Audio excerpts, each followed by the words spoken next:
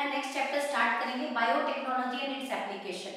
फटाफट इसकी इंट्रोडक्शन देख लेते हैं बेटा कि एप्लीकेशन ऑफ बायोटेक की बात करेंगे हम। बायोटेक जो है एक बड़ी इनोवेटिव फील्ड है, टेक्नोलॉजी है। इसको यूज करते हैं थेरापेटिक्स, बहुत सारी बीमारियों की ट्रीटमेंट में। जीन थेरेपी का कॉन्सेप्ट सुना होगा आपने। डायग्नोसिस और डायग्नोस्टिक की बहुत सारी ड्रेडेड डिजीज हैं, कैंसर है, एड्स है, उनको अर्ली स्टेज में ही क्या करना, डिटेक्ट करना, ताकि प्रोबेबल ट्रीटमेंट दिया जा सके।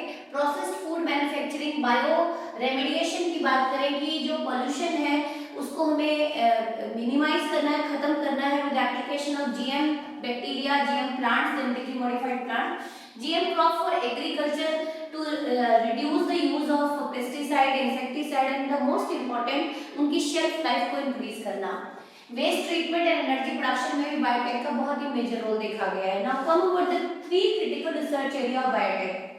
डायरेक्ट क्वेश्चन आपके बोर्ड एग्जाम का, providing best catalyst in the what is the critical research area, जिसमें अभी भी रिसर्च की नीड है।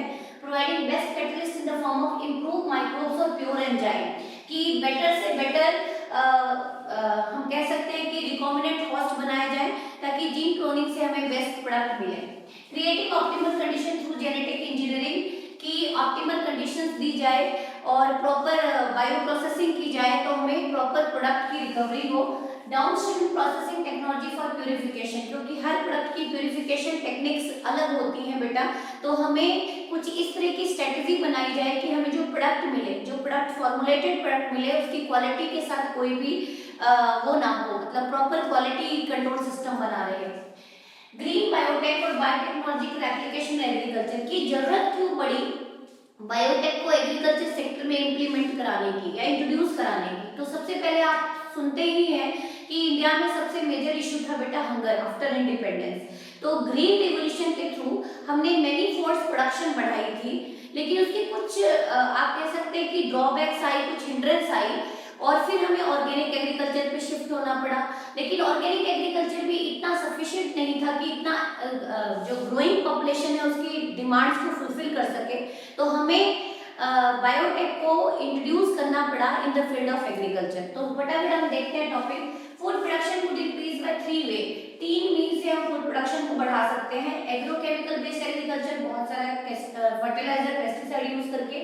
ऑर्गेनिक एग्रीकल्चर, लेकिन अगेन ये पॉपुलेशन, एवर ग्रोइंग पॉपुलेशन जो बहुत तेजी से पॉपुलेशन बढ़ रही है, उसकी डिमांड को फुलफिल नहीं कर सकता। Genetically engineered crop based agriculture, और इस तरह के क्रॉप इंट्रोड्यूस किए जाएं जो जेनेटिकली मैनिपुलेटेड है for the betterment of human being और to minimise the use of agrochemicals.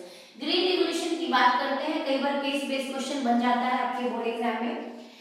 resulted in tripling of food production, reason for success of green revolution, क्या रीजन रहा था, ऐसा क्या हमने स्ट्रेटजी फॉलो किया था जिससे प्रोडक्शन को इतने टाइम्स बढ़ाया गया? तो high yielding varieties, improve crop varieties को ग्रो कराया गया विद एग्रोकेमिकल्स, बहुत ज्यादा खेतों में एग्रोकेमिकल्स डाला गया, फर्टिलाइजर पेस्टिसाइड, क्योंकि मेन मोटिव ही था हंगर को खत्म करना, प्रोडक्शन को बढ़ाना। एंड बेटर मैनेजमेंट प्रैक्टिस की अच्छी से अच्छी बेटर मैनेजमेंट प्रैक्टिस चलाई गई ताकि प्रोडक्शन बढ़े। प्रॉब्लम एरियाज एंड हिंड्रेंस क्या क्या आए बेटा? तो enhancement of food production by green revolution still not enough to feed growing population, अभी भी सफिशिएंट नहीं है, हिडन हंगर है बहुत ज्यादा इंडिया में। Agrochemicals often too expensive for farmers hence it create burden over the farmer, ये एक इश्यूज आ रहा था, और बहुत ज्यादा एग्रोकेमिकल डालने से हमारे सॉइल की फर्टिलिटी भी डाउन जा रही थी, सॉइल का फिजियोलॉजिकल और केमिकल कॉन्स्टिट्यूएंसी में डिफरेंस आ रहा था, बहुत ज्यादा पॉल्यूशन लेवल बढ़ रहा था, बहुत ज्यादा बायो मैग्निफिकेशन और बायो एक्यूमुलेशन हो रही थी। ये कुछ इश्यूज आए ग्रीन रिवोल्यूशन में। Increase in yield with existing high yielding varieties is not possible using conventional breeding, कि अब एग्जिस्टिंग टाइम में, क्योंकि टाइम चेंज हो चुका है, बहुत ज्यादा अलग अलग एग्रो क्लाइमेटिक कंडीशंस है अपने इंडिया में, तो जो एग्जिस्टिंग हाई यील्डिंग वैरायटीज है उसके साथ सफिशिएंट नहीं है कि हम अपनी प्रोडक्शन को बढ़ा सकें। तो now come over the genetically modified organism. Definition देखेंगे और हम देखेंगे कि कहां-कहां पे हम जेनेटिकली मॉडिफाइड क्रॉप्स को किस तरह से यूज कर सकते हैं, किस तरह की प्रॉब्लम को सॉल्व किया जा सकता है। तो जेनेटिकली मॉडिफाइड ऑर्गेनिज्म उन ऑर्गेनिज्म को कहा जाता है, इट में बी प्लांट, इट में बी बैक्टीरिया, इट में बी यीस्ट, इट में बी हायर एनिमल्स, कुछ भी हो सकते हैं, whose genomes have been altered by manipulation are called GMO, genetically modified organism कहा जाता है, जिनके हमने जीनोम को मैनिपुलेट कर दिया है, मॉडिफाई कर दिया है for the betterment of human being. Definitely human ने किया है मॉडिफिकेशन, मैनिपुलेशन, तो किसके बेटरमेंट के लिए होगा? ह्यूमन के लिए। एप्लीकेशन ऑफ जेनेटिक मॉडिफिकेशन की बात करूं एग्रीकल्चर सेक्टर में, तो made crop more tolerant to abiotic stress. अलग अलग एग्रोक्लाइमेटिक जोन, कहीं पे टेम्परेचर हाई है तो कहीं पे कोल्ड है, कहीं पे ड्रॉट है, कहीं पे फ्लड प्रोन एरिया है, तो इस तरह की क्रॉप उगाए जाएं कि प्रोडक्शन ही नहीं, abiotic stress resistant varieties develop की जाए by gene manipulation, by genetic manipulation. Reduce reliance on chemical pesticide. हम प्लांट के अंदर ही ऐसे जीन इंट्रोड्यूस कर दें जिससे हम मिनिमाइज कर सकें किसके यूज को? एग्रोकेमिकल्स के यूज को, स्पेशली पेस्टिसाइड और इंसेक्टिसाइड।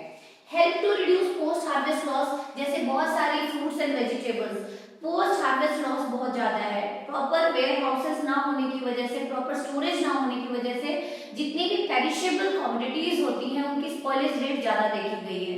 तो कैसे हम रिड्यूस करेंगे? तो हम ऐसी वैरायटीज बनाएं फ्रूट्स की, वेजिटेबल्स की, जिसमें हमने राइपनिंग को डिले कर दिया। तो एक एग्जांपल है बेटा फ्लेवर सेवर टोमेटो, जिसको हम 1 मंथ तक शेल्फ लाइफ उसकी बढ़ा सकते हैं, या हम कह सकते हैं कि रूम टेम्परेचर पे अप टू 1 मंथ उसको स्टोर किया जा सकता है विदाउट एनी स्पॉइलेज।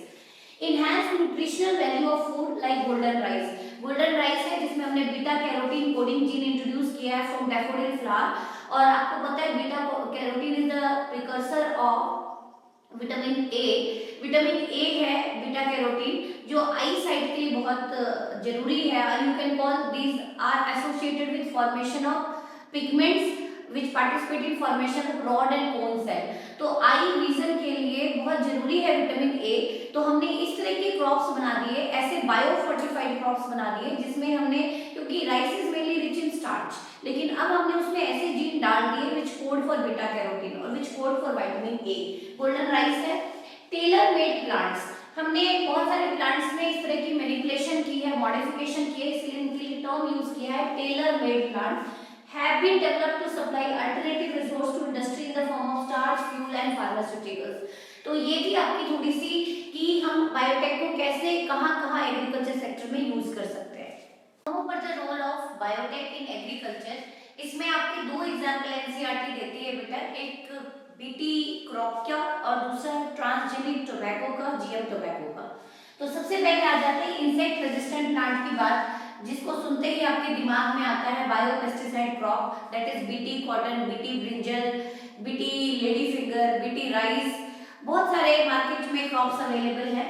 तो टारगेट स्पेसिफिक इंसेक्ट, ये ऐसे जीएम प्लांट हैं जो एक स्पेसिफिक ग्रुप ऑफ इंसेक्ट को या स्पेसिफिक जीनस ऑफ इंसेक्ट को ही क्या करते हैं? टारगेट करते हैं। There are so many examples of biopesticide crop like BT, cotton, corn, soybean, etc. अब बात आती है, 2 क्वेश्चन इंपॉर्टेंट बनेंगे बेटा। एक तो जो बीटी है, यहाँ पे बीटी किसको डेजिग्नेट करता है? तो डेजिग्नेट बैसिलस thuringiensis।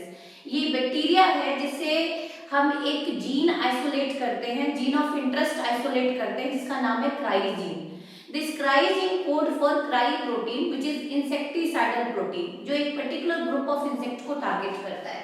तो Bacillus thuringiensis एक बैक्टीरिया है which is the source of cryogene which code for Bt toxin और cry insecticidal protein। क्वेश्चन पूछा जाता है सिंपल सा कि जो ये क्राई प्रोटीन है, ये Bt टॉक्सिन है, ये किस फॉर्म में प्रेजेंट होता है? तो इट इज इनएक्टिव प्रोटोटॉक्सिन और प्रोटीन क्रिस्टल। एंडोटॉक्सिन है activated alkaline pH.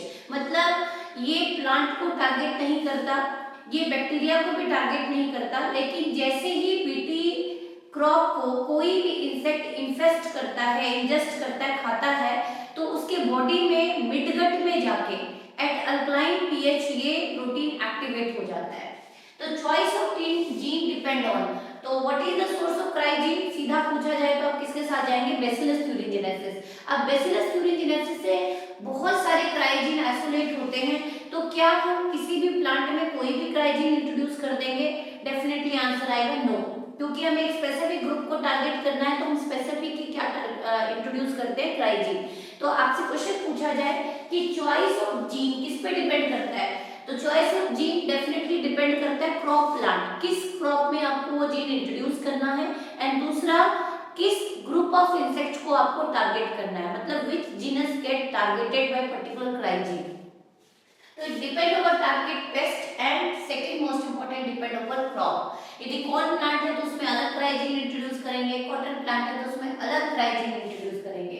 For example direct important question है बेटा, cry first AC and cry second AB, italic में जो भी गिवन होगा वो रिप्रेजेंट करेगा जीन को, और सिंपल रनिंग लैंग्वेज में जो क्राई होगा बेटा वो रिप्रेजेंट करेगा इंसेक्टिसाइडल प्रोटीन को।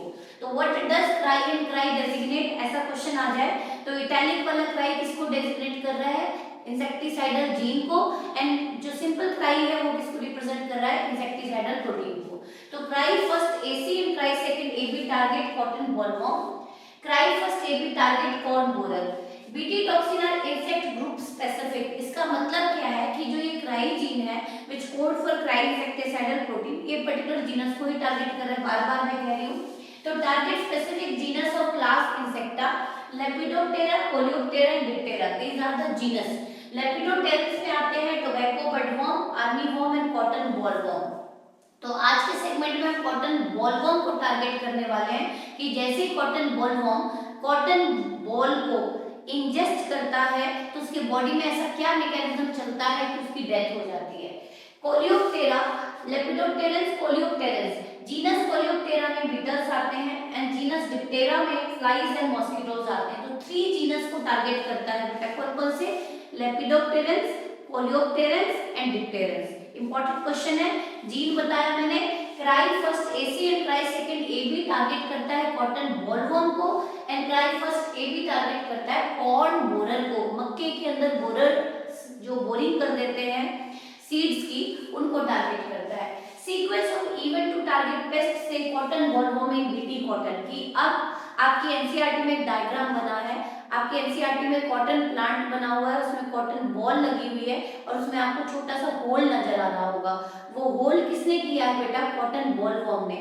वो एक ऐसा इंसेक्ट है जो कॉटन बॉल को इंजेस्ट करता है, खा जाता है, जिससे कॉटन की प्रोडक्शन मेनी फोल्ड्स क्या हो जाती है, डाउन। उससे बचने के लिए फार्मर्स को बहुत ज्यादा इंसेक्टिसाइड स्प्रे करना पड़ता है, बहुत ज्यादा पेस्टिसाइड स्प्रे करना पड़ता है, और जो फार्मर्स की बर्डन को इंक्रीज करता है, इकोनॉमिकली बर्डन क्रिएट करता है। तो उससे बचने के लिए फार्मर्स अपने खेतों में कौन सा क्रॉप लगाने लगे हैं, बीटी कॉटन लगाने लगे हैं sorry.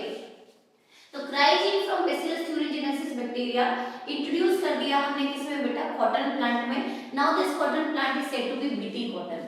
Sales express inactive prototoxin, plant के अंदर ये टॉक्सिन किस फॉर्म में होता है, प्रोटोटॉक्सिन स्टेट में होता है। तो आपसे क्वेश्चन पूछा जाए कि क्या इस कॉटन के पत्ते को कोई खा ले या कॉटन बॉल को कोई खा ले तो क्या उसकी डेथ हो जाएगी, नो, क्योंकि प्लांट के अंदर ये टॉक्सिन किस फॉर्म में है, प्रोटो इनएक्टिव फॉर्म में है, और ये सिर्फ एक्टिवेट होता है in the midgut of insect at alkaline pH. Clear.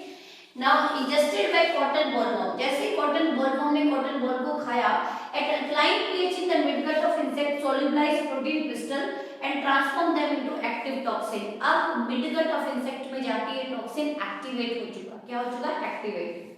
Now which create pores in the midgut epithelial cell by disturbing ionic equilibrium in the cell। Cell की मिडगट के cell की डेथ होनी शुरू हो गई, तो धीरे धीरे मिडगट में क्या होने लगा बेटा, pores. It create pores in the midgut of insect. Insect के जो एलिमेंट्री कैनाल है उसको हमने 3 पार्ट्स में डिवाइड किया है, फोरगट, मिडगट, हाइंडगट। आप लोग डिटेल में पढ़ के आए हैं कॉकरोच के अंदर।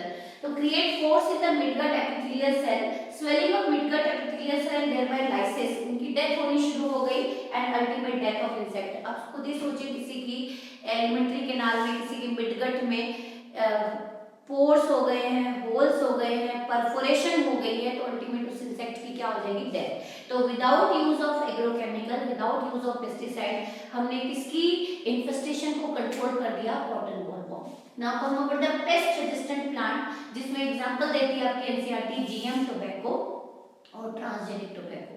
ठीक, अब आता क्या है बेटा कि जो टोबैको प्लांट्स है, फायर एंड मिलो एग्रीकल्चर साइंटिस्ट है, उन्होंने देखा कि क्रॉप टोबैको की क्रॉप जो है वो बहुत तेजी से उसकी प्रोडक्शन मैनीफोल्ड डाउन हो रही है। अगेन नेक्स्ट पेज पे आप एनसीईआरटी देखें, आपके सामने टोबैको प्लांट की रूट्स गिवन है, एक हेल्दी रूट है और एक रूट में डिजीज लगी हुई है जिसको हम रूट नॉट डिजीज कहते हैं, which is caused by nematode. Nematode होते हैं राउंड वर्म, हेलमिन्थ्स होते हैं जो आपके सॉइल में फ्रीली प्रेजेंट होते हैं, और ये क्या कॉज करते हैं बेटा, ये प्लांट के रूट को इन्फेस्ट करते हैं, डैमेज करते हैं, रूट नॉट डिजीज कॉज करते हैं। आप खुद ही सोचें, यदि किसी प्लांट का रूट ही डैमेज हो गया तो अल्टीमेट प्रोडक्शन क्या होगी, डाउन होगी। अब यदि इसको टारगेट करना है तो हमें अपने खेतों में बहुत ज्यादा अमाउंट में नेमेटिसाइड डालना पड़ेगा। नेमाटोड को किल करना है तो क्या डालना पड़ेगा, नेमेटिसाइड। हेंस टू मिनिमाइज नेमेटिसाइड यूज, हमें नेमाटोड को टारगेट करना है। करना क्या है, हमें उसके पर्टिकुलर सेल में एक पर्टिकुलर जीन को, एक पर्टिकुलर आरएनए को टारगेट करना है। सपोज आप किसी भी सेल में, किसी भी यूकेरियोटिक सेल में एक स्पेसिफिक आरएनए को टारगेट कर देते हो तो एक स्पेसिफिक प्रोटीन बनना बंद हो जाता है, विच वुड रिजल्ट इन, आप कहें कि एक एंजाइम ही नहीं बन रहा तो एक कंप्लीट मेटाबॉलिज्म क्या हो जाएगी, स्टॉप हो जाएगी। फॉर एग्जांपल आप पढ़ के आए हैं glycolytic pathway, there are 10 enzymes, 10 glycolysis is a 10 step reaction जिसमें ग्लूकोज ब्रेक डाउन करके पैरिक एसिड बनाता है। सपोज एक पर्टिकुलर एंजाइम एल्डोलेज बनना बंद हो जाए तो कंप्लीट ग्लाइकोलिटिक पाथवे ही क्या हो जाएगी, स्टॉप। तो ये एक होलिस्टिक अप्रोच है जिसमें हम एक पर्टिकुलर आरएनए को ट्रांसलेशन में पार्टिसिपेट नहीं करने देते। मतलब डीएनए से जैसे ही आरएनए बना, हम पोस्ट ट्रांसक्रिप्शनली जो आरएनए बना उस स्पेसिफिक आरएनए को इंटरफेयर करते हैं to participate further in translation. इसका मतलब हम जो आरएनए है उसको किसमें कन्वर्ट कर देंगे, डबल स्ट्रैंड आरएनए में, and this method is known as RISC mechanism, RNA induced silencing complex, कि पौधे के अंदर हम रिस्क मैकेनिज्म एक्टिवेट कर देंगे, एक स्पेसिफिक आरएनए को ही टारगेट करेंगे जिससे एक स्पेसिफिक एंजाइम बनना बंद हो जाएगा और अल्टीमेट एक स्पेसिफिक मेटाबॉलिक पाथवे, और ड्यू टू प्रोटीन स्टार्वेशन उस पर्टिकुलर नेमाटोड की क्या हो जाएगी, डेथ हो जाएगी। ऐसा कुछ कॉन्सेप्ट पढ़ेंगे। तो this is the method of cellular defence. दो तीन छोटे छोटे क्वेश्चन बनेंगे बेटा, बहुत इंपॉर्टेंट है, line to line NCERT cover है, आप अपनी एनसीईआरटी खोल के देख सकते हैं। It is a method of cellular defence in all eukaryote against pest infestation. हम किसी भी यूकेरियोट्स में इसको as a mean of cellular defence use कर सकते हैं। Technique responsible is RNA interference, हम पर्टिकुलर आरएनए को इंटरफेयर कर रहे हैं, उसको रोक रहे हैं ट्रांसलेशन में पार्टिसिपेट करने से, by converting that RNA into double strand RNA based on post transcriptional silencing of mRNA. आपको पता ही है डीएनए से आरएनए बनता है, उस इवेंट को बोलते हैं ट्रांसक्रिप्शन, और फिर वही आरएनए पार्टिसिपेट करता है ट्रांसलेशन में। तो मुझे पोस्ट ट्रांसक्रिप्शनली एक पर्टिकुलर आरएनए को टारगेट करना है, उसको ट्रांसलेशन में पार्टिसिपेट करने से रोकना है, एक पर्टिकुलर एंजाइम बनाने से रोकना है। Translation of mRNA coded from pest specific gene is silenced और prevented due to formation of complementary double strand RNA. यहाँ पे हम टारगेट कर रहे हैं नेमाटोड को, इसका मतलब हम उस नेमाटोड के अंदर एक पर्टिकुलर आरएनए को डबल स्ट्रैंड आरएनए में कन्वर्ट करेंगे और उसको ट्रांसलेशन में पार्टिसिपेट करने से रोकेंगे। अब आता है what is the source of complementary double strand RNA. आपने पढ़ा है कि कभी भी डबल स्ट्रैंड आरएनए ट्रांसलेशन में पार्टिसिपेट नहीं करते, और सिंपल लैंग्वेज में कहूं तो double strand RNA are translationally inactive, translationally inactive होता है। तो क्वेश्चन पूछा जाता है what is the source of complementary double strand RNA. यदि मुझे किसी यूकेरियोट में डबल स्ट्रैंड आरएनए बनाना है तो उसका क्या सोर्स होगा, तो सबसे पहला होगा उस सेल के अंदर इंफेक्शन करा दिया जाए वायरस से with RNA genome, with RNA genome, जो एक पर्टिकुलर आरएनए के साथ जाके क्या हो जाए, combine and transform that RNA into double strand RNA.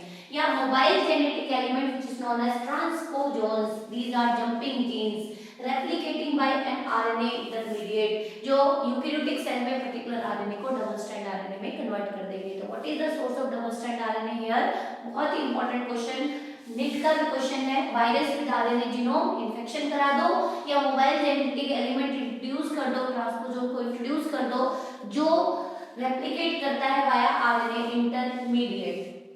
Now what is the mechanism to target nematode in transgenic tobacco, mechanism पूछा जाता है। तो देखें ध्यान से, यहाँ आपका इंपॉर्टेंट 3 मार्क्स का क्वेश्चन बनेगा बोर्ड का। जीएम टोबैको इज, यहाँ पे क्या बना रहे हैं, नेमाटोड रेजिस्टेंट ट्रांसजेनिक टोबैको बना रहे हैं, और इसका क्रेडिट हम देते हैं फायर एंड मिलो को, जो एग्रीकल्चर साइंटिस्ट थे। Pest causing root knot disease in tobacco plant, उस पेस्ट का नाम है मेलोडी गाइनी इनकोग्निशिया, और सिंपल लैंग्वेज में बोलूं तो मेलोडी गाइनी इनकोग्निटा। बीटा। ये एक नेमाटोड है, एक हेलमिंथ है, एक राउंड वॉर्म है जो सॉइल में प्रेजेंट होता है, फ्रीली प्रेजेंट होता है और रूट को इन्फेस्ट करता है, रूट के अंदर एक बीमारी कॉज करता है which is root knot disease. Nematode specific gene complementary DNA of nematode is introduced in tobacco plant. Plant के अंदर एक specific gene of interest that is c DNA of nematode introduce कर रहे हैं by using Ti plasmid vector of Agrobacterium tumefaciens, जिसको हमने previous chapter में समझा था कि नेचुरल प्लांट जेनेटिक इंजीनियर बोलते हैं। In such a manner that it produce both sense and antisense RNA in the host cell, जो होस्ट सेल में जाके सेंस आरएनए भी बनाएगा, एंटीसेंस आरएनए भी बनाएगा, and both sense and antisense are complementary to each other and transform into double strand RNA which are translationally inactive. Sense RNA and antisense RNA being complementary form double strand RNA that initiate RNA interference। यहीं से शुरुआत होती है risk mechanism की, that is RNA induced silencing complex। Parasite could not survive in transgenic plant expressing specific interfering RNA। एक particular RNA ने काम करना बंद कर दिया, उसको टारगेट कर रहा है। Host plant generated double strand RNA trigger protection against nematode infestation। इस तरह से हम टोबैको प्लांट को नेमाटोड की इन्फेस्टेशन से प्रोटेक्शन दे सकते हैं। After doing biotech come over the next topic red biotech. इसके अंदर हम पढ़ेंगे बेटा बायोटेक्नोलॉजी के एप्लीकेशन इन मेडिसिन।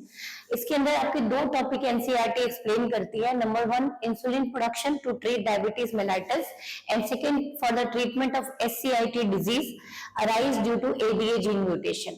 तो फटाफट देखेंगे कि there are so many recombinant therapeutics. Recombinant DNA technology के थ्रू बहुत सारे बायो एनालॉग्स बनाए गए हैं, बहुत सारे थेरापेटिक एजेंट्स बनाए गए हैं, ड्रग्स बनाए गए हैं जो अलग अलग डिजीज की ट्रीटमेंट में यूज होते हैं। तो एक यहाँ से आपका इंपॉर्टेंट क्वेश्चन बनेगा कि ऑल ओवर द वर्ल्ड 30 जो थेरापेटिक एजेंट्स हैं जो आरडीटी के थ्रू बनाए गए हैं वो वर्ल्ड लेवल पे क्लिनिकली टेस्टेड है और एप्लीकेबल है, you can call under use है। Among 30 in India, 12 of these are presently being marketed. In 30 therapeutic drugs और रिकॉम्बिनेंट प्रोटीन में से सिर्फ 12 ही इंडिया में यूज किए जा रहे हैं। अब आ जाता है जेनेटिकली इंजीनियर्ड ह्यूमन इंसुलिन। थोड़ा सा इंसुलिन के बारे में बता दूं तो इंसुलिन एक प्रोटीनिशियस हार्मोन है जो आपकी बीटा सेल ऑफ पेनक्रियास बनाती है, और यदि इसके लेवल में फ्लक्चुएशन आता है, यू कैन कॉल, जब इंसुलिन प्रोडक्शन स्लो हो जाता है या इंसुलिन प्रोडक्शन रिड्यूस हो जाता है तो बॉडी में एक डिजीज अपीयर होती है which is known as diabetes mellitus, common layman language में शुगर। तो जो इंसुलिन है प्रिमिटिवली जो एक्सट्रैक्ट किए जाते थे, आइसोलेट किए जाते थे from the pancreas of slaughter dog and pigs, लेकिन लंबे टाइम लॉन्ग यूज से एक इश्यू आ रहा था बेटा, it lead to allergic response in patient, जो भी पेशेंट उसको यूज कर रहा था। तो फटाफट देखेंगे कि इंसुलिन एक्सट्रैक्ट करते थे स्लॉटेड कैटल एंड पिग्स से which cause allergy on prolonged use. Solution है प्रोडक्शन ऑफ ह्यूमन इंसुलिन, कि ह्यूमन इंसुलिन बनाया जाए, किसके थ्रू बनाया जाए, रिकॉम्बिनेंट डीएनए टेक्नोलॉजी, लेकिन उसमें भी इश्यूज आया था। देखते हैं पहले आप देखें कि इंसुलिन का स्ट्रक्चर। इंसुलिन एक प्रोटीनिशियस हार्मोन है जिसके अंदर 3 पॉलीपेप्टाइड चेन होती है। This is A polypeptide chain, this one is B polypeptide chain and this one is C polypeptide chain. अब आप देखेंगे कि ए और बी चेन आपस में कनेक्ट है किसके थ्रू, डाइसल्फाइड लिंकेज के थ्रू। आपकी बॉडी में जो बीटा सेल ऑफ पेनक्रियाज हैं दे प्रोड्यूस प्रो इंसुलिन, और यही प्रो इंसुलिन जब इसमें से सी चेन डिटैच हो जाती है, डिटैचमेंट ऑफ सी चेन जब फ्री हो जाता है, इसमें से सी चेन हट जाती है तो सिर्फ पॉलीपेप्टाइड ए और बी बचता है जिसको हम एक्टिव और मैच्योर इंसुलिन कहते हैं। तो what do mean by maturation of insulin? When pro insulin undergo detachment of C polypeptide it would result in final production of mature insulin. Clear? अब यदि मैं कहूं कि सीधा यदि मैंने इंसुलिन कॉजिंग जीन बैक्टीरिया के अंदर डाल दिया तो वो फाइनली क्या बनाएगा, वो प्रो इंसुलिन बनाएगा इंस्टेड ऑफ इंसुलिन। तो जब हम उसकी डाउन स्ट्रीमिंग प्रोसेसिंग करेंगे और हम उसमें से सी चेन को तोड़ेंगे, क्योंकि ये प्रोटीनिशियस हार्मोन है, थोड़ा सा टेम्परेचर देते ही डीनेचर हो जाता है। तो ट्रेडिशनली जो रिकॉम्बिनेंट डीएनए टेक्नोलॉजी से इंसुलिन बनाए जा रहे थे उस टाइम पे इश्यू आ रहा था बेटा कि during the detachment of C chain पूरी की पूरी इंसुलिन ही डीनेचर हो जा रही थी। तो the main challenge for production of insulin using r DNA technique that is RDT was getting insulin assembled into mature form. तो मैच्योर फॉर्म में इंसुलिन का मिलना हमारे लिए थोड़ा मुश्किल था। तो सबसे पहला successful insulin recombinant DNA technology से बनाने का क्रेडिट हम अमेरिकन कंपनी को देते हैं। उस कंपनी का नाम है एली लिली, जिन्होंने सबसे पहले 1983 में ह्यूमन इंसुलिन बनाया था विद ब्रांड नेम ह्यूमिलिन। तो ह्यूमिलिन बनाने के लिए क्या प्रोसीजर फॉलो किया था उसके ऊपर चलते हैं। तो सीक्वेंस और इवेंट इन ह्यूमिलिन फॉर्मुलेशन और Humulin production via Eli Lilly company of America. तो देखें, आर्टिफिशियली उन्होंने लेबोरेटरी में सिंथेसाइज किया था बेटा c DNA of polypeptide chain. DNA की ऐसी सीक्वेंस बना ली जो पॉलीपेप्टाइड ए को कोड करती थी और डीएनए की ऐसी सीक्वेंस बना ली which code for polypeptide B. मतलब इन विट्रो कंडीशन में कॉम्प्लीमेंट्री डीएनए बनाए गए for the coding of polypeptide A and B respectively, और you can call A and B separately. अब इस cDNA complementary DNA of polypeptide chain A and polypeptide chain B को हमने ligate कर दिया प्लाज्मिड से और हमने ट्रांसफॉर्मेशन कर दी इकोलाई की, और इकोलाई को भेज दिया हमने बायोरिएक्टर में जीन क्लोनिंग के लिए, बायो प्रोसेसिंग के लिए। डाउनस्ट्रीमिंग प्रोसेसिंग के बाद हमें बायोरिएक्टर ए से फर्स्ट बायोरिएक्टर से मिल गया पॉलीपेप्टाइड चेन ए, सेकेंड बायोरिएक्टर से मिल गया हमें पॉलीपेप्टाइड चेन बी, और दोनों को हमने लाइगेट कर दिया, produce separately, extracted and combined by creating disulphide bond to get mature insulin named Humulin. इसी को ह्यूमिलिन कहा गया। Clear? Now come over the next topic, gene therapy. आप लोग प्रिंसिपल ऑफ इनहेरिटेंस में मेंडेलियन डिसऑर्डर पढ़ के आए होंगे। There are so many Mendelian और genetic disorder which arise due to gene mutation. तो अब जीन म्यूटेट हो चुका है, जीन में एरर आ चुके हैं, तो हम उसको जीन को करेक्ट करेंगे। तो gene corrective technique is known as gene therapy. Clear है यहाँ तक? तो इसमें दो तीन छोटे छोटे क्वेश्चन बनेंगे बेटा। एक तो क्या होता है जीन थेरेपी, इसमें हम करेक्टिव जीन को इंट्रोड्यूस करते हैं। दूसरा, एक केस स्टडी आपके एनसीईआरटी में है कि एक 4 साल की बच्ची suffer from SCID, severe combined immunodeficiency disease. It is a type of genetic disorder जिसमें इम्यून सिस्टम बैडली इंपैक्ट पड़ता है due to gene mutation of ADA gene, जिसमें एडीए जीन डिफेक्ट आ जाता है। ADA gene which code for ADA enzyme, adenosine deaminase enzyme. ये वही enzyme है जो आपके बोन मैरो में लिम्फोसाइट की मैच्योरेशन कराता है। यदि ये एंजाइम मिलना बंद हो जाए तो लिम्फोसाइट मैच्योर नहीं होंगे और third line of defence badly affect होगा। यू कैन कॉल, आपका इम्यून रिस्पॉन्स बहुत पुअर होगा। तो इस बच्चे को ट्रीट करने के लिए क्लिनिकल ट्रायल दिया गया। किस डिजीज को ट्रीट करने के लिए बेटा? एससीआईडी। कॉज पूछा जाए तो ADA gene mutation which code for ADA enzyme. Clear? Treatment for ADA deficiency की बात करें तो टेम्पररी ट्रीटमेंट भी है, परमानेंट भी है। अब एक बच्चा है जिसके अंदर एडीए एंजाइम बन ही नहीं रहा, तो उसको टेम्पररी रिलीफ के लिए हम एडीए इंट्रावेनसली इंजेक्ट करते हैं। उसके बॉडी में एडीए का इंजेक्शन इंजेक्ट करते हैं, एंजाइम को हम उसकी बॉडी में डालते हैं ताकि उसकी बॉडी में लिम्फोसाइट मैच्योर हो सके। Enzyme replacement therapy, that is functional ADA enzyme is given intravenously for the maturation और to enhance maturation of lymphocytes. Second is bone marrow transplantation in children. Both are temporary method. These are temporary method for the treatment of ADA deficiency. अब आता है permanent method क्या हो सकता है? तो gene therapy could be a permanent cure if it is done at early embryonic stage. किस time पे डन किया जाए? early embryonic stage through bone marrow transplantation. अब आता है कि क्यों ये early embryonic stage में, यदि gene therapy adult stage में दी जा रही है तो permanent cure क्यों नहीं होगी? सुने ध्यान से इसके बारे में। Steps involve in gene therapy. सबसे पहला, हम पेशेंट के बोन मैरो से लिम्फोसाइट को आइसोलेट करते हैं क्योंकि उसके लिम्फोसाइट मैच्योर नहीं हो रहे, क्योंकि उनको एडीए एंजाइम नहीं मिल रहा, क्योंकि उनका एडीए जीन म्यूटेट हो चुका है।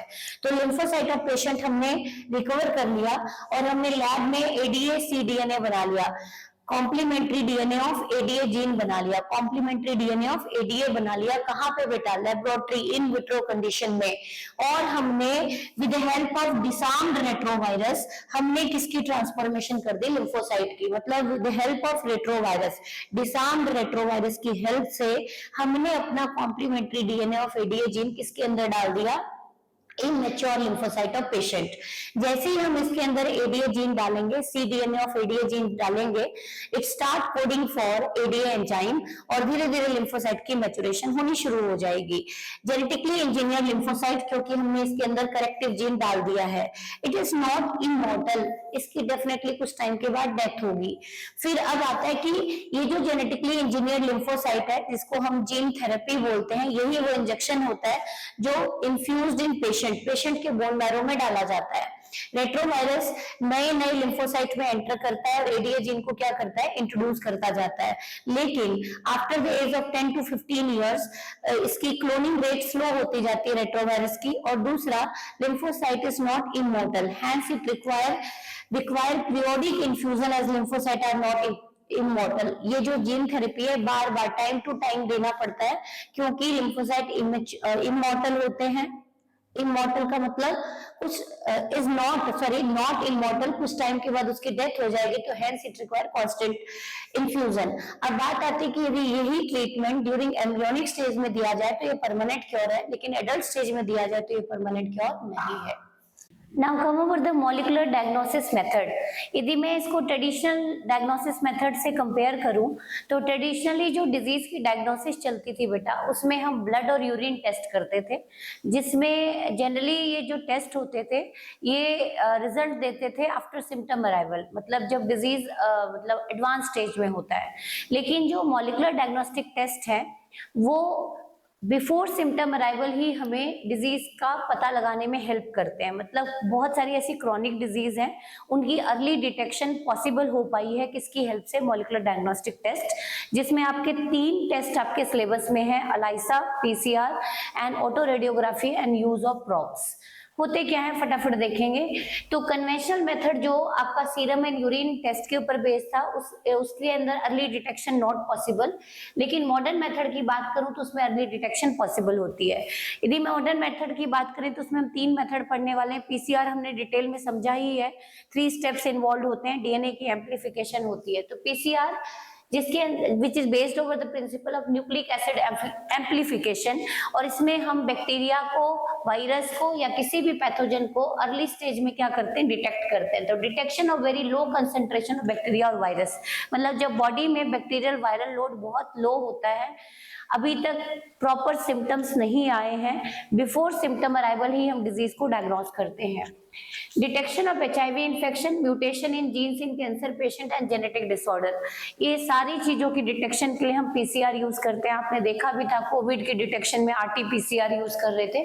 नेक्स्ट है ELISA, enzyme linked immunosorbent essay.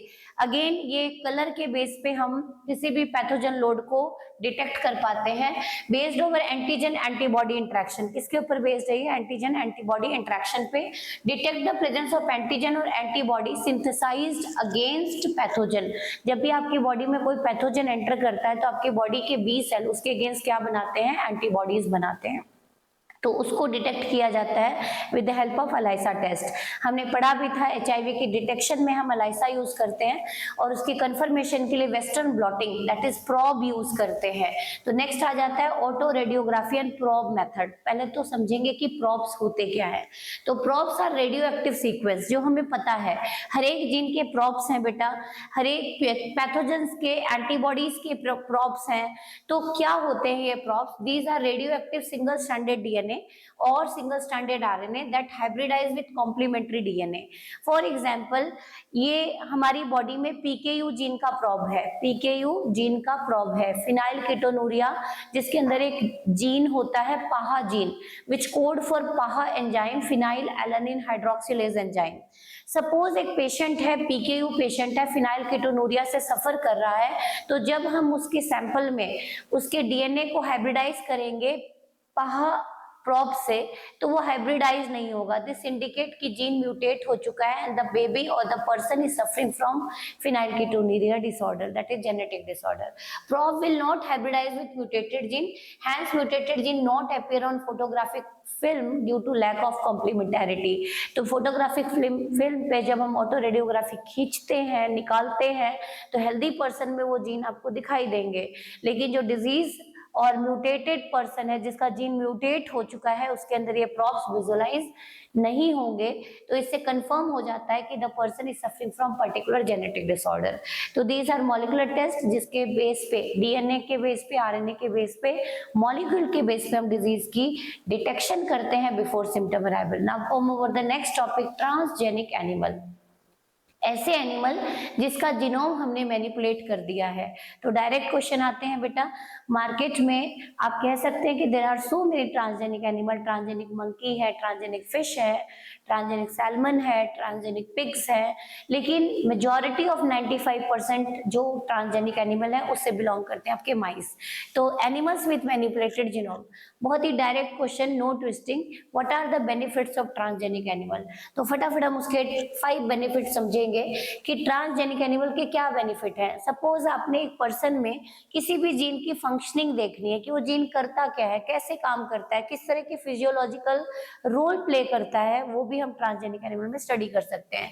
To study how genes are regulated and how they affect normal functions of the body, कि वो बॉडी के नॉर्मल फिजियोलॉजी को कैसे रेगुलेट करता है, वो भी हम ट्रांसजेनिक एनिमल में पता लगाते हैं। For example study of insulin like growth factor. Second one is transgenic disease model. बहुत सारी क्रॉनिक डिजीज हैं, उनको उनके रिसर्च के लिए कि उनके क्या प्रोबेबल ट्रीटमेंट रहेगा, उसके लिए हम डिजीज मॉडल तैयार करते हैं। फॉर एग्जांपल बहुत सारे कैंसर है, अल्जाइमर है, रूमेटॉइड अर्थराइटिस है, इस तरह की जो क्रॉनिक डिसऑर्डर है उनकी डिटेल स्टडी के लिए कि वो बॉडी में कैसे, पार्किंसंस है कैसे प्रोग्रेस करता है, कौन से बॉडी के सिस्टम को वो अफेक्ट कर रहा है, उसके लिए प्रॉपर डिजीज मॉडल तैयार किए जाते हैं। इसका मतलब एनिमल्स के अंदर जीन को म्यूटेट करके उनको as a disease model study किया जाता है for study of chronic disease like cancer and Alzheimer. क्योंकि जितनी भी ड्रग्स की टेस्टिंग है, जितने भी वैक्सीन की टेस्टिंग है कि कौन सा ड्रग, कौन सा वैक्सीन उस पर्टिकुलर डिजीज को ठीक करेगा, मतलब उसको एज अ थेरेपेटिक एजेंट हम यूज कर सकते हैं, वो सब कुछ किसके ऊपर रिसर्च किया जाता है बेटा, ट्रांसजेनिक एनिमल पे। To obtain different biological products, बहुत सारे ट्रांसजेनिक एनिमल बनाए जा रहे हैं जिसके मिल्क से, जिसके यूरिन से, जिसके सीबम से हम अलग अलग टाइप के बायोलॉजिकल प्रोडक्ट्स ऑब्टेन करते हैं। For example alpha 1 antitrypsin to treat emphysema. Emphysema is a chronic disease, chronic lung disease, जिसमें अल्वोलाई की वॉल हार्ड हो जाती है, प्लास्टिक हो जाती है ड्यू टू क्रॉनिक, या आप कहें कि due to chronic exposure of smoke, और you can call chain smoker, cigarette smoking से डिजीज होती है। तो उसके ट्रीटमेंट के लिए एक ड्रग बनाया जाता है, एक बायोलॉजिकल प्रोडक्ट बनाया गया है अल्फा 1 एंटीट्रिप्सिन, और ये बायोलॉजिकल प्रोडक्ट किसको यूज करके बनाया गया है, शिप्स को यूज करके बनाया गया है, ट्रांसजेनिक एनिमल्स को यूज करके बनाया गया है। रोजी काउ मिल्क, रोजी काउ ट्रांसजेनिक काउ है बेटा, जो स्पेसिफिकली डिजाइंड की गई है टू सब्स्टिट्यूट मदर मिल्क, या आप कहें कि जिन बच्चों को मदर मिल्क नहीं मिलता उनके लिए स्पेसिफिकली एक काउ जिसके अडर में ह्यूमन ब्रेस्ट से जीन इंट्रोड्यूस किया गया which code for a specific protein which is restricted only to mother milk, that is alpha lactalbumin. और ये प्रोटीन नॉर्मली ब्रेस्ट मिल्क में, ह्यूमन फीमेल ब्रेस्ट मिल्क में ही मिलता है, लेकिन यही जीन हमने इंट्रोड्यूस कर दिया रोजी काउ में, which is a type of transgenic cow, जिसमें से हमने एक स्पेशल प्रोटीन बनना शुरू हो गया जिसका नाम है alpha lactalbumin which aid in immunity of infant. तो 2.4 ग्राम अल्फा लैक्टोएल्ब्यूमिन पर लीटर प्रेजेंट होता है ऐसी काउ के मिल्क में, तो this is a better option over normal cow. Now है वैक्सीन सेफ्टी, कि कोई भी रिकॉम्बिनेंट प्रोटीन्स बनाए जा रहे हैं, कोई भी वैक्सीन बनाया जा रहा है तो सीधा मार्केटिंग नहीं करते, उससे पहले क्लिनिकल ट्रायल देते हैं। फॉर एग्जांपल पोलियो वैक्सीन है तो बिफोर मार्केटिंग उसकी क्लिनिकल ट्रायल की जाएगी ट्रांसजेनिक माइस के ऊपर। Transgenic mice are used to test the safety of particular vaccine, कोई भी वैक्सीन हो सकते हैं, यहाँ पे हम पोलियो वैक्सीन की बात कर रहे हैं। केमिकल सेफ्टी टेस्टिंग, सपोज कोई मार्केट में एंटीबायोटिक्स आया है, ड्रग्स आया, पेन किलर आया, तो उसकी भी सेफ्टी की टेस्टिंग, उसके भी हार्मफुल इम्पैक्ट की स्टडी किसके ऊपर की जाती है, transgenic animal, because transgenic animals are more susceptible than normal animal, और उनमें जो भी सिम्टम्स हैं वो जल्दी आएंगे, इसीलिए transgenic animal are made more sensitive toxic toward toxic substance to obtain result in less time, तो कोई भी हार्मफुल इम्पैक्ट है तो उसको स्टडी किया जाएगा। Now come over the ethical issues, कि इतनी तेजी से या हम कहें कि बहुत तेजी से बहुत जल्दी मैनिपुलेशन किए जा रहे हैं प्लांट्स में, एनिमल्स में, माइक्रोब्स में, तो क्या ये अपनी इकोसिस्टम के लिए ओके है या कुछ इश्यूज आएंगे। तो बहुत सारे जो सोशियो वर्कर हैं वो कहते हैं कि इस तरह के जीएम जेनेटिकली मॉडिफाइड ऑर्गेनिज्म को इम्प्लीमेंट करना, इंट्रोड्यूस करना इकोसिस्टम में, ये कई बार डैमेजिंग हो सकता है। तो उसकी वजह से बहुत सारे एथिकल इश्यूज आए। तो ethical issues arise to check unpredictable result, कि यदि हम इस तरह के क्रॉप्स, इस तरह के एनिमल ऐड कर रहे हैं, इंट्रोड्यूस कर रहे हैं इकोसिस्टम में से, तो क्या कोई अनप्रिडिक्टेबल रिजल्ट ना आ जाए। इसकी वजह से बीच बीच में एथिकल इश्यूज उठते रहते हैं। And for moral and biological significance, ताकि किसी भी एनिमल्स की, किसी भी प्लांट्स की, किसी भी बैक्टीरिया की अनवांटेड जेनेटिक मैनिपुलेशन ना हो। और उसी के लिए एक कमिटी बनाई गई बेटा, जेनेटिक इंजीनियरिंग अप्रूवल कमिटी, जिसको हम जैक बोलते हैं, genetic engineering approval committee. Name से क्लियर है, ऐसी committee which provide license to biotech company to check unwanted manipulation, and second it check validity of GM research, कि जो प्रोडक्ट बनाए जा रहे हैं जीन मैनिपुलेशन से, क्या वो होल मैनकाइंड के लिए बेनिफिशियल है या नहीं, क्योंकि यदि वो स्पेसिफिक पर्सनैलिटी के लिए बेनिफिशियल है तो ऐसे रिसर्च प्रोजेक्ट को प्रोहिबिट करने का पावर होता है किसके पास, जैक के पास। तो make decision regarding the validity of GM research and safety of GMO for public service, कि ये पूरे मैनकाइंड के लिए बेनिफिशियल होना चाहिए। नाउ कम अबाउट द छोटे छोटे टर्म्स आएंगे। बायो पायरेसी, हमें पता है बेटा जितने भी डेवलपिंग नेशंस हैं they are rich in bio resources but poor in techniques. Instead of जितने भी डेवलप्ड नेशन हैं उनके पास टेक्नोलॉजी बहुत एडवांस है लेकिन उनके पास बायो रिसोर्सेज नहीं है। तो time to time developed nation, जिनको हम बायो पिराट्स भी बोलते हैं, लाइक जापान, रशिया, अमेरिका, ये चाइना, ये ऐसी कंट्री हैं जो डेवलपिंग नेशंस के रिसोर्सेज को यूज करती हैं, पेटेंट करा लेती हैं without giving proper incentive, without proper authorisation. उनको बिना बताए उनके रिसोर्सेज को, उनके बायो रिसोर्सेज को एक्सप्लॉइट करती हैं, पेटेंट करती हैं, ना उनको इंसेंटिव देती, ना उनकी ऑथराइजेशन के बिना। तो इसके लिए हमने टर्म दिया बायोपायरेसी। और एक क्लासिकल एग्जांपल एनसीईआरटी देती है कि basmati rice since time immemorial India की क्रॉप है। More than 2 lakh varieties of rice अपनी इंडिया में ग्रो कराई जाती हैं, फिर भी बासमती राइस का पेटेंट किसके पास है, अमेरिकन कंपनीज के पास। So can you call this is example of biopiracy. तो biopiracy refers to the use of bioresources by multinational companies and other organization without proper authorization, बिना उनकी परमिशन के, from the countries and people concerned without compensatory payment। ना ही उनको payment दे रहे हैं, ना ही उनकी अथॉरिटी ले रहे हैं, और उनके रिसोर्सेज को अनवांटेड एक्सप्लॉइट कर रहे हैं। Controversies regarding patents and biopiracy, क्या कंट्रोवर्सीज आ रही हैं? तो एक एग्जांपल दे रहा है NCERT, basmati rice, 2 lakh varieties of rice in India and 27 documented varieties of basmati rice in India। मतलब 27 documented variety हैं जो अपने इंडिया में बहुत लंबे टाइम से ग्रो की जा रही हैं। In 1997, an American company got patent rights on basmati rice through the US Patent and Trademark Office। उन्होंने पेटेंट करा लिया, बायो पेटेंट करा लिया। कैसे कराया? By making new novelty, by making new variety. Basmati rice of India को cross कराया उन्होंने अपनी सेमी डॉर्फ वैरायटी, अमेरिका ने खुद की semi dwarf variety of rice के साथ, और new variety of basmati rice को उन्होंने क्या करा लिया, पेटेंट करा लिया।